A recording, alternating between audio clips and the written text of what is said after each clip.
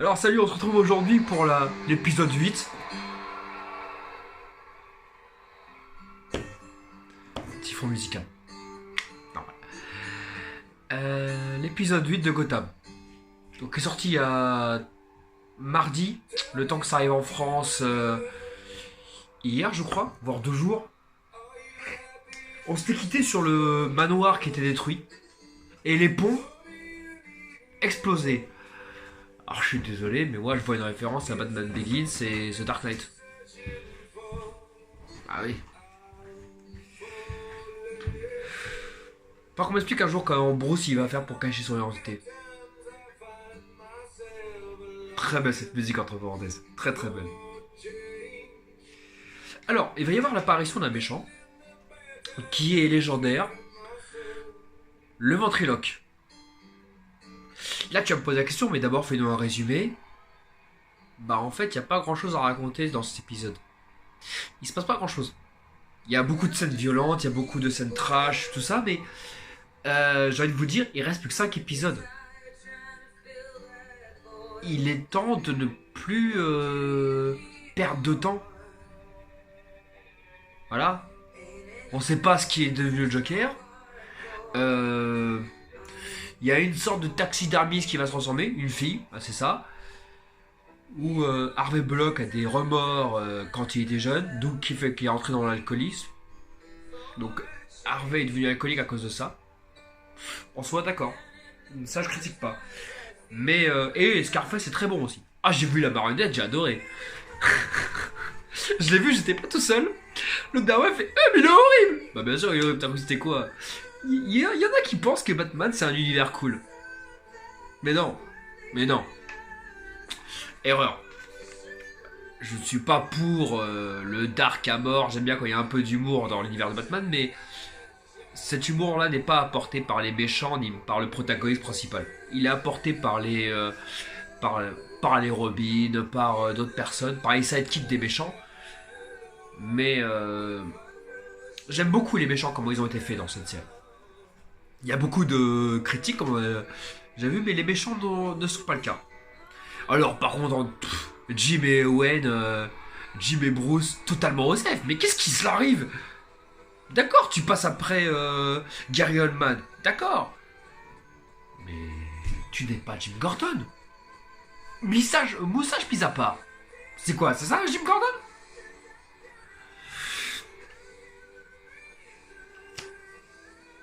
Ouais, j'ai un peu bossé. Donc le taxidermiste, qu'est-ce que c'est? Parce que avec la personne que j'ai vu l'épisode ne comprenait pas ce que c'était qu'un taxidermiste. Ouais, mais dans le dictionnaire, taxidermiste, ça veut pas dire ça veut pas dire changer de visage, ça veut dire vie des animaux, blablabla. Bla bla bla. C'est pas faux. C'est pas faux. Mais le taxidermiste dans la bande dessinée Batman, c'est un mec qui il scalpe. Voilà.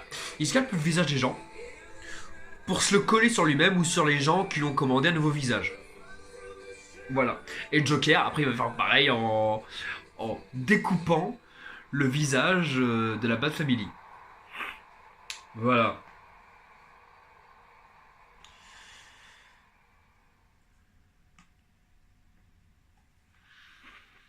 Donc bien sûr, là je t'expliquais la transformation du visage. Donc c'est la fille qui peut se transformer façon taxidermiste.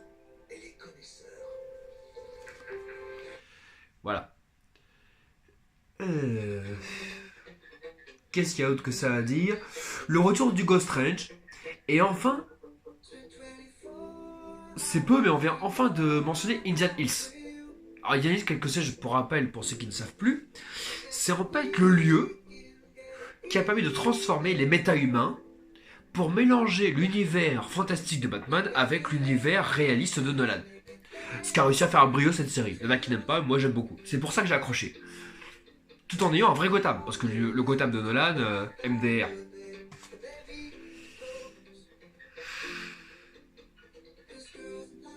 Après, il y a un truc, c'est que elle se transforme, elle porte un masque, et à un moment donné, elle enlève son masque. Là, t'as envie de lui dire, pourquoi tu te caches? Parce que tu n'es pas vilaine.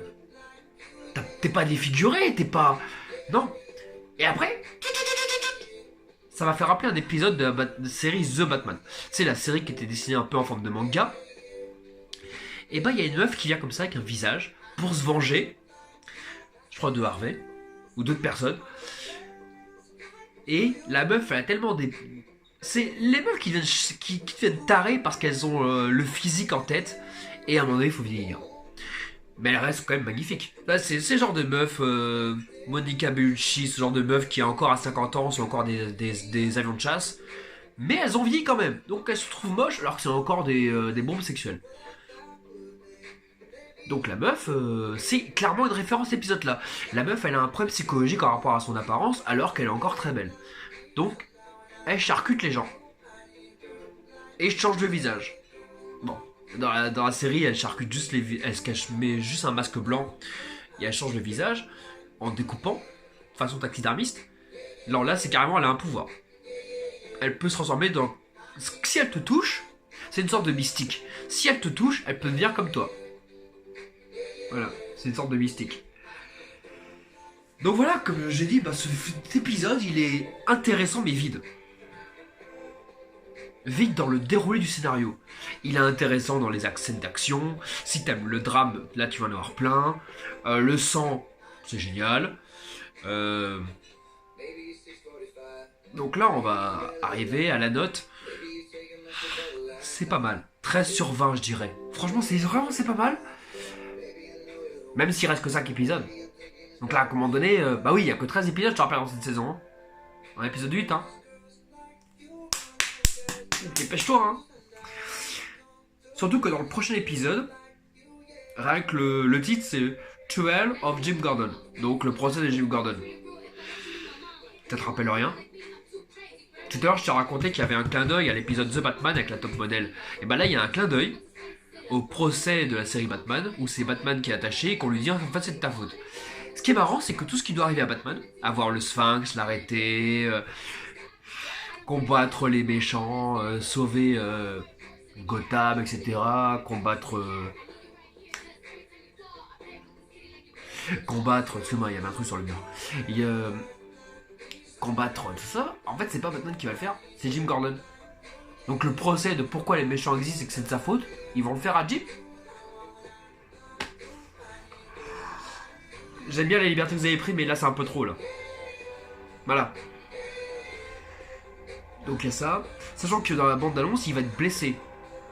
Donc je pense que ça va se passer comme ça. Ils vont lui tirer dessus, il sera blessé, et quand il va se réveiller, oui, parce qu'il peut pas mourir. Donc il va se réveiller. Et il n'aura pas non plus de cicatrices, parce que quand t'as remarqué, on guérit très vite dans cette série. Et voilà.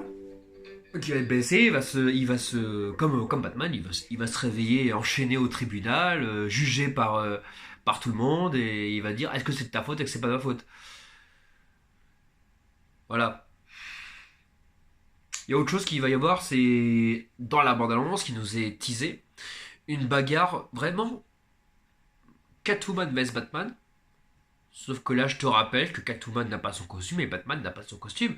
Donc c'est vraiment Selina vs Bruce.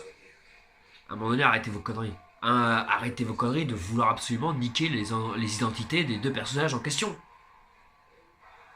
Je te rappelle que quand ils sont adultes, ils sont censés se rencontrer et ne pas connaître l'identité de l'autre. Là, ils sont censés déjà se rencontrer déjà pour commencer, donc comment tu vas faire? Et que même s'il n'y a que Batman, parce que Batman il crame Selina très vite. Mais non, mais il n'y a que lui qui doit connaître l'identité. Selina, tu vas me faire croire qu'elle ne saura pas, donc ça veut dire quoi? Vous allez lui faire oublier l'identité, la mémoire comme Lex Luthor dans Smallville? Non, s'il vous plaît. On est en 2018. Déjà, à l'époque, Smallville s'est pas passé. C'est passé. Mais non. Voilà. Franchement, je sais pas comment va se finir cette série. Bah, je suis déçu, mais. Il reste plus que 5 épisodes. Il faut qu'il enfile son costume. Maintenant! Non, faut faire un saut dans le temps. Tu sais qu'il va y avoir ça, hein? 4 épisodes où on règle le problème du No Man's Land. Et le 5ème épisode, un saut dans le temps, 5 à 10 ans plus tard. De toute façon, les gens ont lâché cette série. Quand j'en parle de Gotham dans la rue, personne ne connaît. Voilà. Allez. Salut Batou. Reprends ta journée. Tchuss.